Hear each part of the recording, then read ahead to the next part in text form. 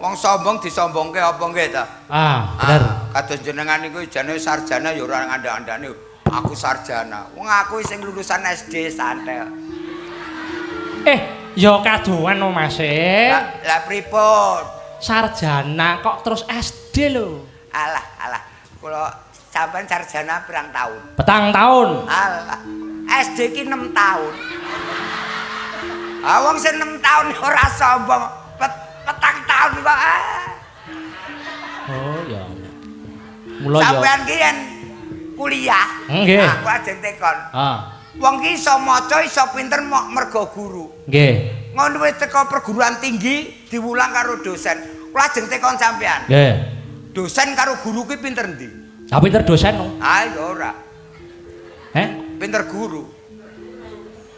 Pinter guru. Kok iso? Iso. Ana ki Bathara guru apa nek Bathara dosen? Ya. Saka guru. Lho. Saka guru. Apa nek saka dosen ra nek? Ya. Guru lagu. Ora nek dosen lagu. Mulane menangan dhewe niku guru. Saiki lah sing iso maca warga masyarakat Indonesia niku jasane sinten? Ayo. Dosen. Ora. Lah jasane sing iso maca niku cilikan kula lho. Niku jenenge Budi. Budi ngopo Budi? Yen enten Pak Budi lah niku jasane gedhe. Kok iso? Iso maca niku denise yen renek Budi, ora iso maca. Nggih ta cilikan jenengan ajar maca ini Budi, ini Ibu Budi, ini Bapak Budi, ini Kakak Budi, ini adik Budi. Ibu Budi dibubuti. Ya ora apa-apa ya SD ki mau. Saiki aku tak takon ganti karo kowe. Mantekon. Ya. Aja wong edan lho. Ora. Kowe ngerti to? Ora. Jaran zebra. Oh nggih. Ngerti ra jaran zebra? Iki bahan anyar iki. Jaran zebra. Jaran zebra. Kowe ngerti ra bedane jaran zebra lanang karo wedok? Oh, iki nek S1 ra iso iki. Nek guru SD ora masuk. Aku kaya ngono kok dibedhekne dagelan jenius. Wah genah. Yen jaran anu zebra wedok. Kuwi iki ora nggawa sokle. Lanang kok ya ora nggawa sokle. Nggawa sokle nyatane mlayu nang kewer-kewer. Lah kangelan kudu. Lah nek pripun? Bedane pripun? Nek zebra lanang ireng lorek putih. Ireng lorek putih. Nek wedok? Yen wedok putih lorek ireng. Putih lorek ireng. Ora. Zebra lanang, ireng lorek putih. Yen zebra wedok putih lorek ireng. Maksud lo? Tenan buktekno ora percaya. Jalan zebra lanang kae mesti ireng lorek putih. Wedok putih lorek ireng. Lorek. Ora nyambung wis ora nyandak kowe, genah jauh kok. Alah. Yen kowe karo jaran ya jek kendel jaran.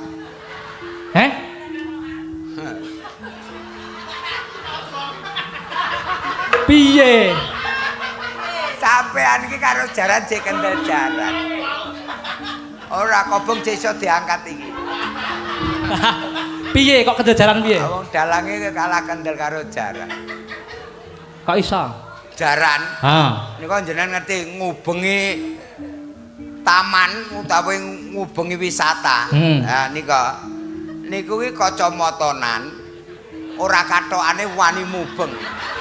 Sampeyan wani kacamatane ora kathokan mubeng. Diungkus plastik no. Lah kaya cendol. Kok terus dalang kon nganggo kacamata ora kathokan. Cara kewan ki sing paling ngayal dhewe ki apa? Apa? Kethek. Kok iso? Oh, ngayal. Piye? Kowe piye? Kewan ki sing ngayal dhewe ki kethek. Kok iso? Lho, ngayal neh. Wah, ya jirit.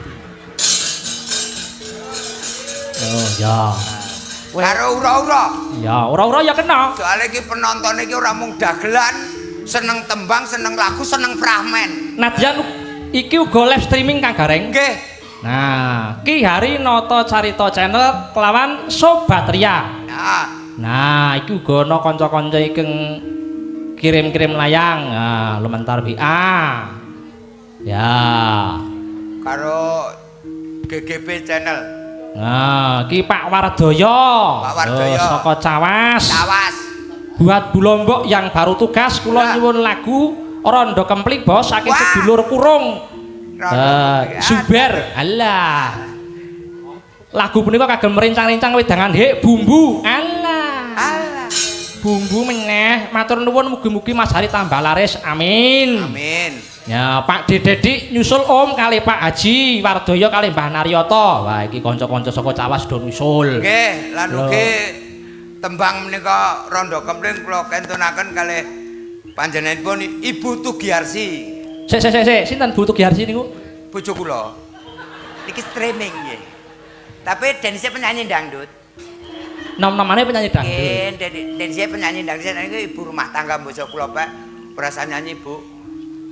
Wis tak cukupi kabeh butuhe. Alhamdulillah kula niku termasuk sak RT. Bahkan sak kelurahan niku termasuk keluarga ekonomi cukup. Wah, luar biasa. Cukup memprihatinkan. Aja ngeres-ngeresi ta reng ramukir bintang tamu laris larang kok. Alhamdulillah. Disyukuri. Alhamdulillah. Nyatane kula niku selama jenengan ket biyen nganti sakjane iki wis ora mundak tuwa ya gur ngono ae. Nggih ngeten iki wong ngenten iki kaya ngenten iki kok. Wis awet elek ngono kuwi ya, Bang. Elek ora apa-apa. Sing penting sehat. Oh, sing penting niku Mas. Ya. Wong bagus arep kaya ngopo bojone ayu. Ha iya. Bagus kaya ngopo nek wedi ro bojone? Ngopo? Kaya sing Jaipong. Jaipong. Ha iya. Karo bojone kok basa. Melipir. Aku nyuwun genduk Fitri. Walah. Fitri kan mau ora omong-omong kene. Kleru. Kuwi mbokku. Mbokmu ta? Heeh. Jare ngacung. Bu Fitri iki sandinge. Oh iki ta. Oh putra mantu. Ya jeneng Dek. Mantu nomor 2. Wah. Amung cerak kok. Tak urus Mbah Gareng. Piye? Jenengan putra mantu lah kowe iso dikethok tenan karo budalang iki lho. Lah kowe iki wong ngomong rung rampung aja mbok punggel. Piye? Putra mantu mantune maratuamu ngono lho. Oh alah, mbok diperjelas. Lah kok putra mantu lho ya. Ayo mantu maratuamu. Aku iso dipotong terus. Duk Fitri. Dalem. Kowe wis tepung karo Mas Gareng iki ta? Empun lha niku sak kabupaten beda kecamatan. Beda kecamatan. Ya niki desa nggen kula kudu. Ya Allah, aja kaya mangkono Pak Dik iki. Lah kowe kecamatanmu ndi? Karangpandan. Desamu? Udang Manis. Duko. Kampungmu? Gopel. Yen nggon aku ki ya kecamatane kelurahane iki Tegal Gedhe. Gede. Kecamatan Karanganyar, Kabupaten Karanganyar. Dadi nggon aku kuwi kepala kelurahan kuwi, ora kepala desa, kepala kelurahan kuwi bayare ora sawah, ora bengkok. Bayare iki duit. PNS. Gawe negeri. Mudeng ora? Dadi Den. kepala desa. Lah menika dengan pilihan, ora ditunjuk bupati. Lah ngoten nggih Pak nggih. Mudeng ora? Mbok.